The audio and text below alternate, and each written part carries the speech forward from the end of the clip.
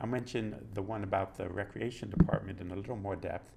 Here's a architect's rendering of this beautiful new recreation center, which has now been built. And the students were asked by the township commissioners to look into whether there should be solar energy or wind energy in the building, and also geothermal energy, which is the idea of using the heat from the ground to help heat the building in cold weather, and using this 55-degree constant temperature from the earth to also cool the building in hot weather. So their final exam, if you want, was giving a presentation at the Board of Township Commissioners meeting at the end of their semester, talking about their findings, recommending that solar energy was a possibility, but that the real savings would come from putting in a geothermal system. As well as saving money, it would also reduce the carbon footprint. And the township commissioners eventually voted unanimously to put in the geothermal system, even though it would cost an extra $500,000, but it would save $50,000 a year. So the students had convinced them that it would pay off and it would reduce the carbon footprint of the township. Growing out of that project, the following summer, the township was going to apply to the state for a green energy grant of $300,000 to help pay for the geothermal system. And two students who worked with me in the summer took the data that the first students had done and helped the township write the grant, and also simply putting all that data into an online computer system, which is how the grant was being run. The township staff was not so facile in dealing with this computerized system, and the college students were much more knowledgeable and were very helpful in entering all this data. And at the end of the summer, the township got the $300,000 grant, and the commissioners created an official proclamation of thanks, which they presented at a township board meeting to thank the students for their efforts to help win this $300,000 grant and help the township be more energy conscious. At the end of the semester, I asked the students for their reactions about these projects, and so here I'll give you a minute to read what they said.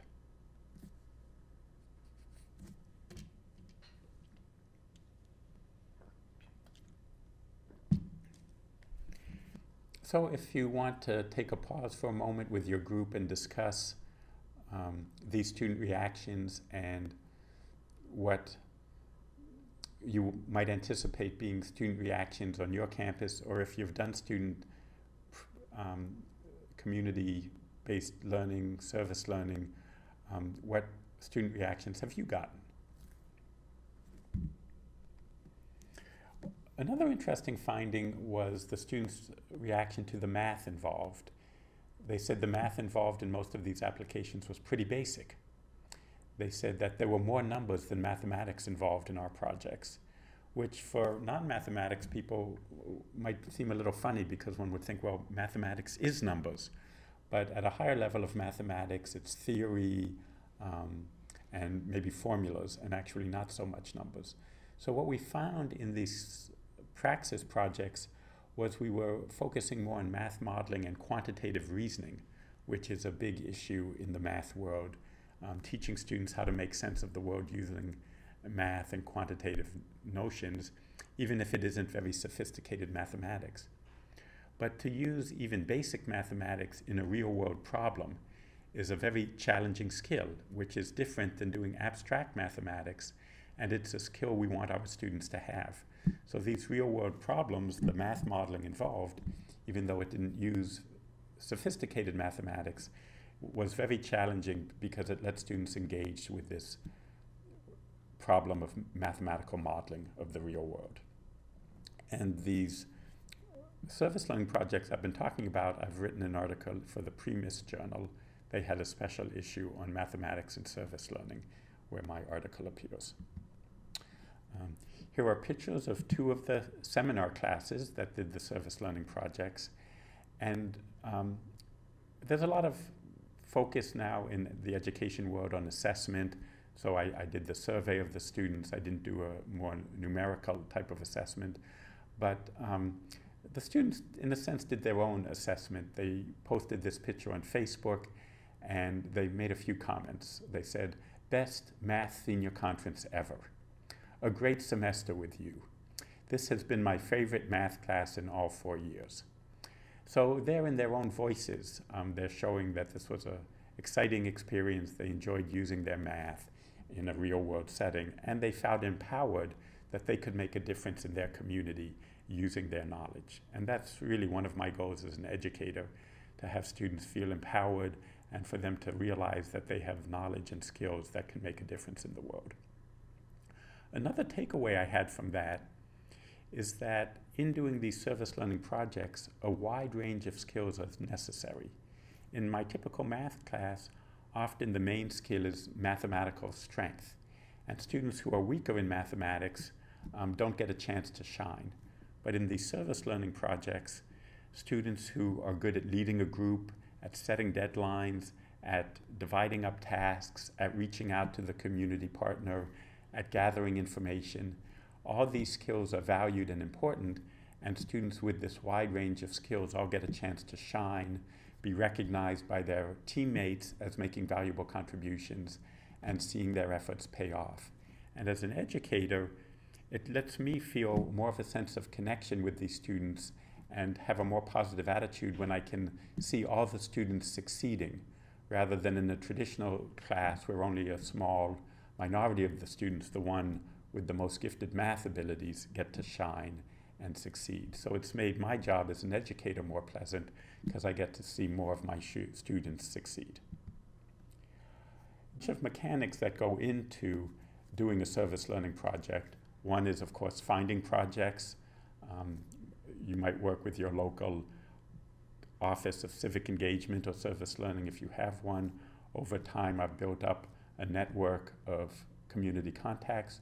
But let me stress again the value in using staff members from the college as partners. They're very knowledgeable, and my experience was they were happy, eager, and enjoyed interacting with the students.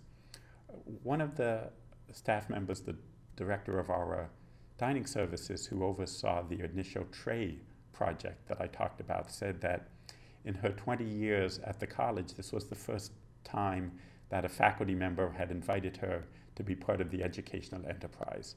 And she really appreciated it, and she enjoyed it, and she did a wonderful job in sharing her knowledge with the students and being part of the change that happened as a result. It's very important to give the students a voice in selecting their projects.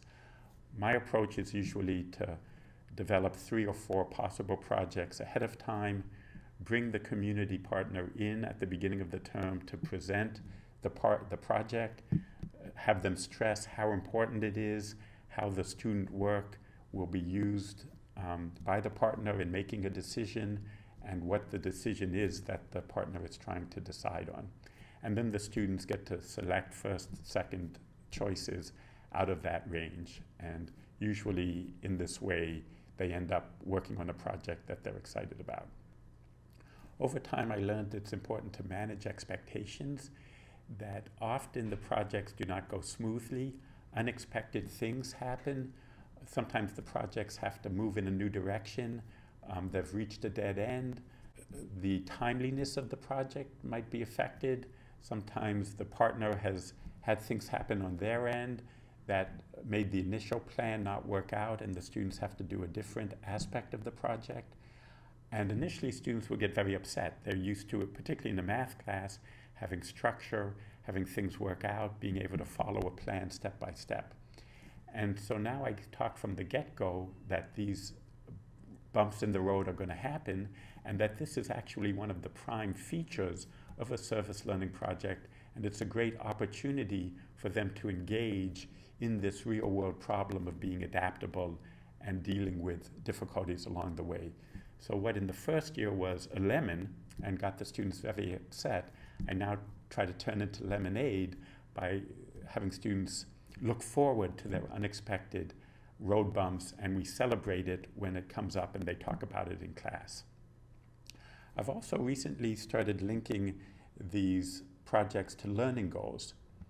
We have a new center at the college which combines career and professional development and civic engagement. We call it the Lilac Center, Leadership, Innovation, and Liberal Arts. And there they have come up with a bunch of learning goals that we would like to think our students take away from the entirety of their college experience. That they're interested in exploration, self-discovery, conceptual thinking, reflective practice, connections between different areas of their lives and the world, culturally competent, social responsibility, communication. And so the last time I taught the course, I had one of the service learning directors come into the class and talk about these college competencies, and then have the students decide for themselves which areas they felt they were strong in and which areas they would like to improve and try to work on through the service learning project.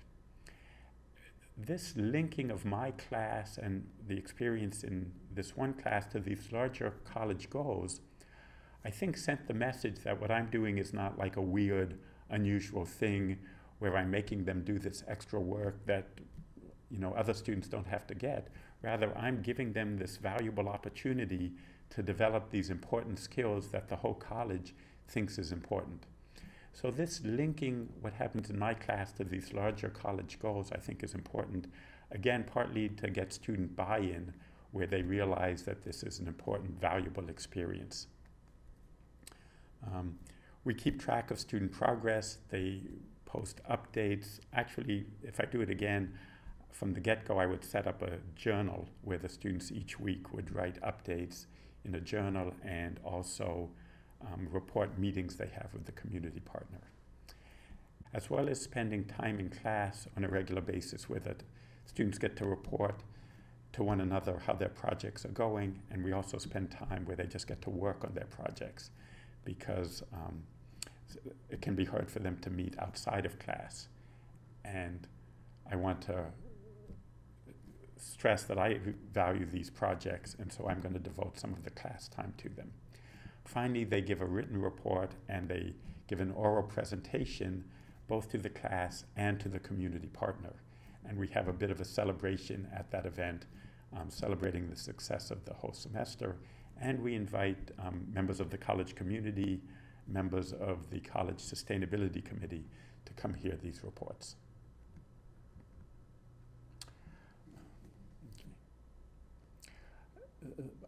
This brings me to another topic. Growing out of this work I've done on math and sustainability, which is a nice place for some resources that you might use connecting math to sustainability, which is the Mathematics Awareness website. Every year, the main math societies of the United States work together to sponsor Math Awareness Month in April. And each year there's a different theme. And in 2013, the theme was the mathematics of sustainability. And I was invited to be the chair of the advisory committee, which I was very pleased to take on because I think this is such an important topic. So as part of Math Awareness Month, we made this poster. And if you read it, you see our tagline is balancing needs and seeking solutions for a complex changing world, which gets back to the basic definition of sustainability, where we have to balance the needs of the environment, economic needs, and social needs to produce our sustainable society. So here you have the address of the Math Awareness Month website, where there are a bunch of resources. One is a bunch of short essays, 2 to 3 pages, talking about how mathematics gets used in different areas of sustainability. We have essays by architects, by urban planners. We have essays by academics talking about more research-oriented aspects of sustainability. We have one from the Philadelphia Phillies baseball team. I live in Philadelphia. I was very excited to get an essay from them, talking about their work as a green business organization and how they use mathematics to be a green business organization. So one could assign to the students, choose one of these essays, read it, and then write a one-page summary of what it's about and what ideas it's given you about how math gets used in sustainability.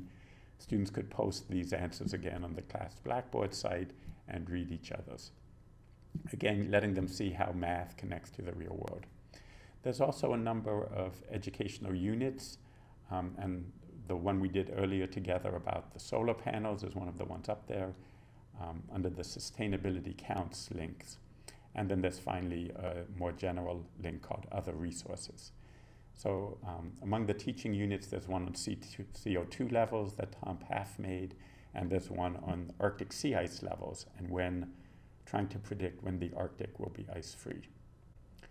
One of the essays that I found very thought-provoking was by David Schiller, who's a light bulb designer and has designed some of the new light bulbs.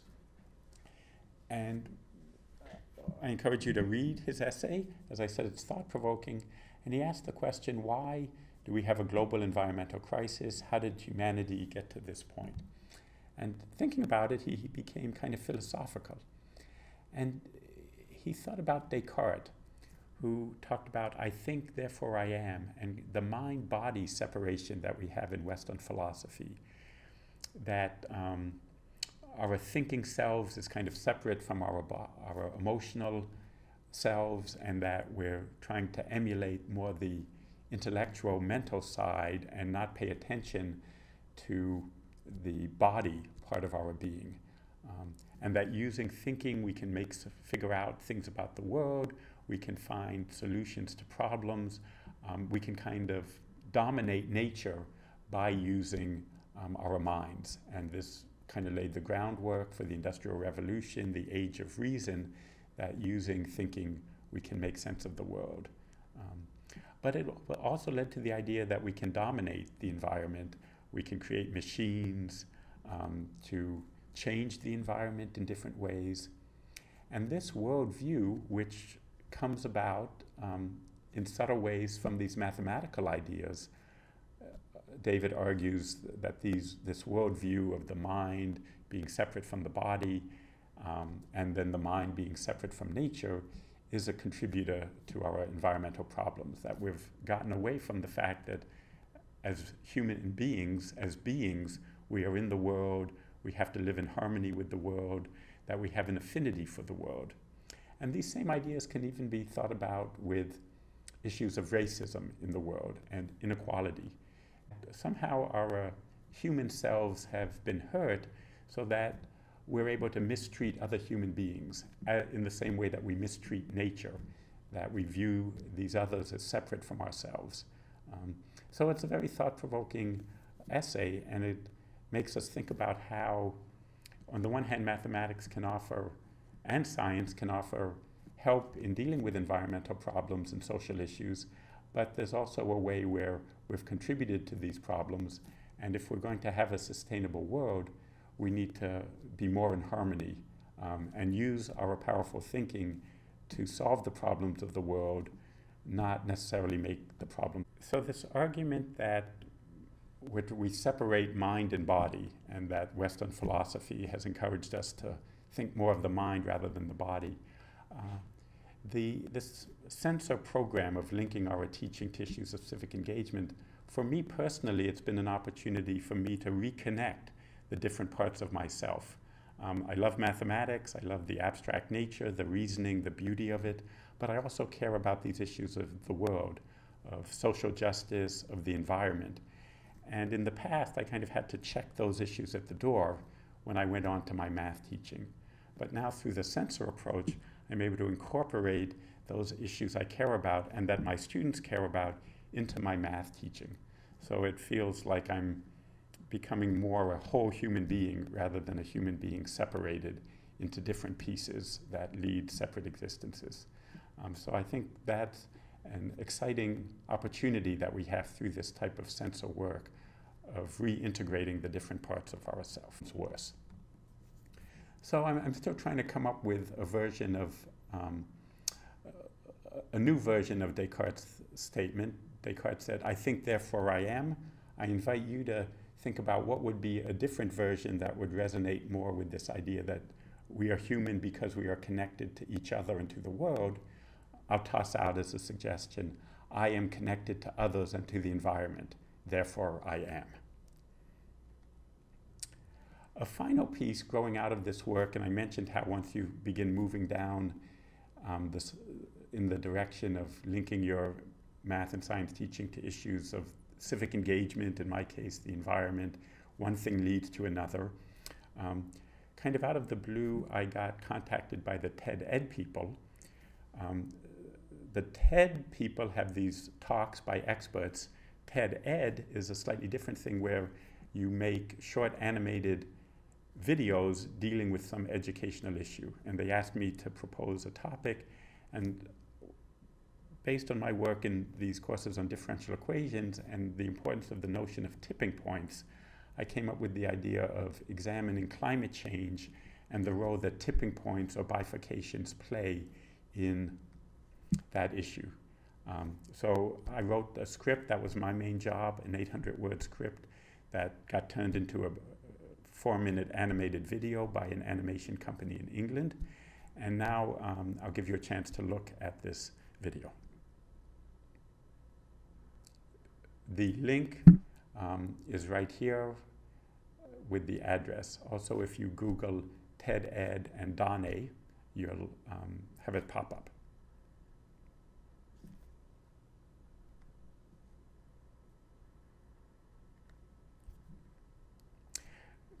So there we see how this notion of a tipping point, that as we change the conditions of a system, even a little bit, the system itself can have very dramatic changes. And for climate, it's the idea that as we change the level of CO2 in the atmosphere, the way the climate behaves can change from what has been a fairly benign, pleasant climate for the last 10,000 years into a much less pleasant climate with more extreme weather events, higher temperature, more droughts.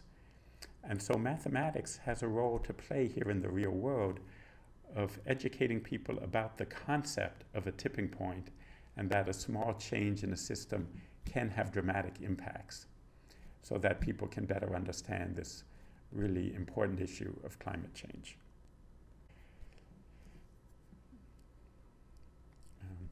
Here I'll just show a slide or two of another aspect of my work with math and sustainability, which is working with K-12 teachers in the Philadelphia region, both math and science, in a summer institute, helping them think about how they can connect issues of sustainability to their own math and science teaching.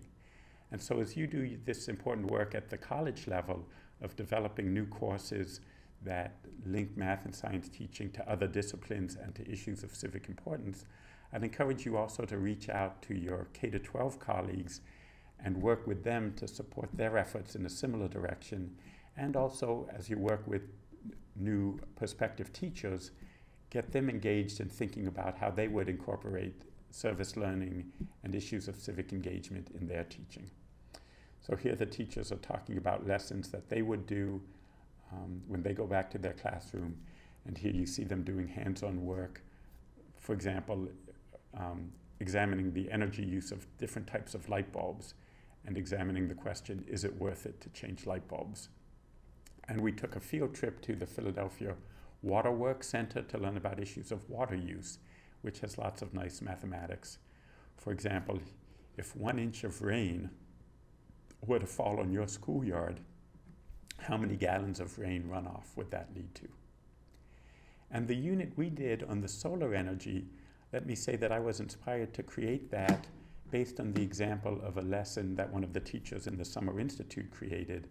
She was looking at when are we going to run out of oil, the notion of peak oil, and looking at the area under a curve and estimating that area. So there's fruitful ground for collaboration with our K-12 colleagues in this area of linking math and science education to the real world. Let me end with this final slide showing my colleagues in the Bryn Mawr Math Department. So our logo is do the math, feel the power. The idea that in our modern 21st century world that is so technological and computer driven, having a strong math background is essential to being able to take part in many areas of our society. And so having a strong math preparation in school is really a civil rights issue of the 21st century. That if students don't have a strong math and science background, They're being shut off from so many areas of society, so many potential opportunities and careers. And here we see a flag that the department hangs to celebrate our being awarded in 2012 the American Mathematical Society's Exemplary Program Award for our success in having so many women math majors in our program. Roughly 10 to 12% of the entire student body majors in math at Bryn Mawr, and the national average is less than 1%. So thank you very much. I hope this webinar has been helpful in stimulating your thinking about a wide range of ways in which we can use issues of civic engagement in math and science classes, some of which are very easy to do. We saw the examples of just supplementing a homework problem by asking students to connect it to the real world. Some may be moderate, where you have a lesson using an issue of civic engagement that you plug into your standard material, and some more elaborate, the service learning that maybe will take a while before you're ready to do. Some takeaways are the idea of using real data, which again in a math class often we haven't done in the past. Maybe there's some made-up data in the book with simple numbers, but using data about the real world, data from your own institution, like the data about the solar panels. There's data on the CO2 levels that's mentioned in the CO2 lesson. I think that makes the math more exciting for students, where they see these real world connections and that math gets used in the world. And the fact that the numbers in real world data are not neat and tidy deepens our students' understanding, because they have to figure out how to use math in these messy situations. So thank you again, and let me end with my Bryn Mawr logo. Do the math, feel the power. Thank you.